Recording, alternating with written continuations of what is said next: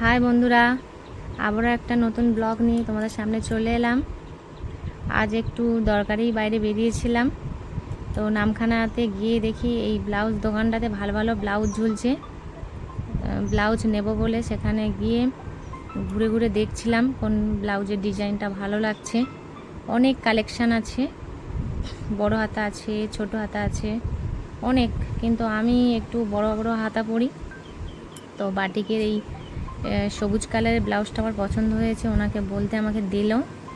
তো আমি বারবার দেখছিলাম যে সেলাইগুলো ভালো আছে নাকি। আর সাইজটা একটু বড় ছিল, আমার যে সাইজটা লাগে তার থেকে অনেকটাই বড়। চারিদিকে দেখো ছোট বাচ্চাদেরও কত জামা ঝুলিয়ে রেখেছে। দোকানটা ছোট হলেও অনেক ধরনের ডিজাইন উনি রেখেছে, অনেক কিছু রেখেছে। আরও একটা নতুন বান্ডিল দিল আমাকে, সেখানেও ব্লাউজগুলো খুলে খুলে দেখছি, কিন্তু ডিজাইনটা খুব একটা পছন্দ হয়নি। তো আমি ওই বাটিকেরই আরও ভালো কিছু চাইছিলাম। তারপরে এটা যদিও পছন্দ হলো, দেখলাম ওখানে সেলাই খোলা হয়ে আছে, ডিসপুট বেরিয়েছে।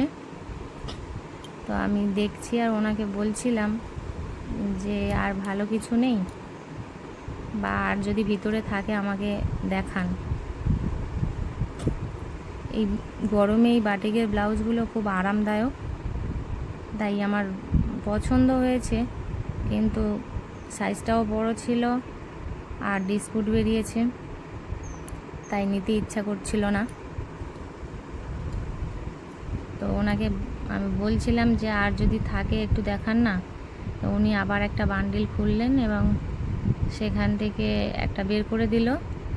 এটা সাইজটা ঠিকই ছিল, আর হাতাগুলো বেশ বড় বড়। আমি একটু ওই গ্লাস হাতা বড় বড় পরতে পছন্দ করি, আর এই রঙটা আমার খুব পছন্দ হয়েছিল। এই দোকানটা একদম ব্রিজের তলায়, বেশ ভালো ভালো রেখেছে। ওই পিত কালারটা পছন্দ হয়েছে, আমি ওটা নিয়ে নিলাম। আর তারপরে মনে হলো আবার কবে আসবো, তো আরও একটা ব্লাউজ নিয়ে নিই। তো একই ডিজাইনের আরও একটা লাল আমার পছন্দ হয়েছে, ওই জন্য আমি এই দুটোই নেব বলছিলাম যে তুমি কত নেবে, দুটো নিলে কত পড়বে। উনি ঠিকঠাকই দাম বলেছিল, কম দামিই ছিল। তো আমার পছন্দ হয়ে গেল, আমি এই দুটো নিয়ে নিলাম। আপনারাও চাইলে কোনোদিন যদি নামখানায় আসো, এখান থেকে ব্লাউজ নিতে পারবে। তো তারপরে আমরা একটু নামখানা থেকে নারায়ণপুরের দিকে যাচ্ছিলাম, হঠাৎই মেঘ করে এসেছে আর ওয়েদারটা একদম শান্ত হয়ে গেছে দেখে ওখানে দাঁড়িয়ে পড়লাম। নিচ থেকে মেঘ করলে যে ওয়েদারটা অনুভব করা যায়, তা ব্রিজটা এতই উঁচু ছিল যে ওখানে ওয়েদারটা আরও সুন্দর লাগছিল, যেন মেঘগুলো মাথার ওপর দিয়েই ভেসে ভেসে যাচ্ছে। আর এটা আমাদের নামখানার হাতানিয়া দয়ানিয়া নদী, আর এই এই ব্রিজের ওপর থেকেই গাড়ি চলাচল করে এখন। আর ওয়েদারটা এত সুন্দর যে ওখান থেকে যেতে মন চাইছিল না। মেঘ ডাকছিল প্রচণ্ড জোরে, বৃষ্টি নামবে নামবে এরকম অবস্থা। আমি ওখানে দাঁড়িয়ে দাঁড়িয়ে ওয়েদারটা অনুভব করছিলাম।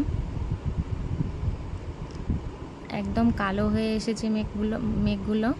আর এই যে নদীটা দেখো পুরো শান্ত লাগছে,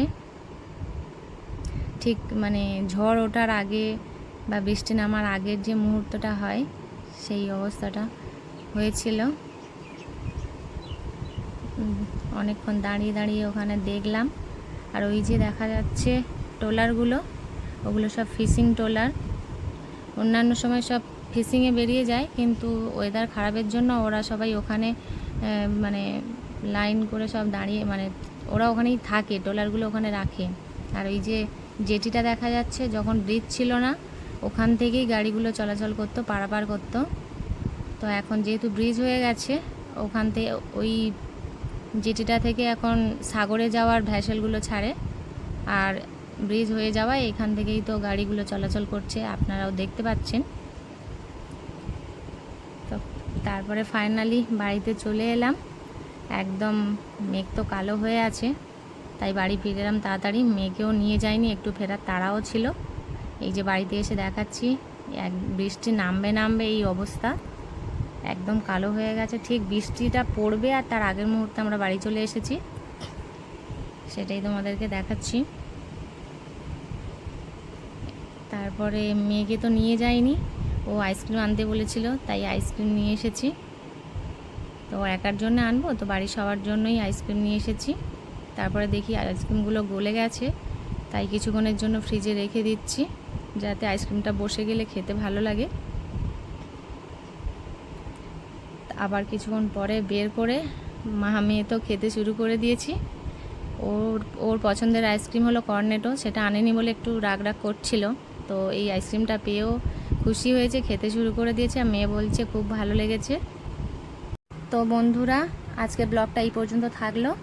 ভালো লাগলে কমেন্ট করো আর লাইক শেয়ার করতে ভুলো না। ইউটিউব থেকে দেখলে সাবস্ক্রাইব করো আর ফেসবুক থেকে দেখলে ফলো করে দিও।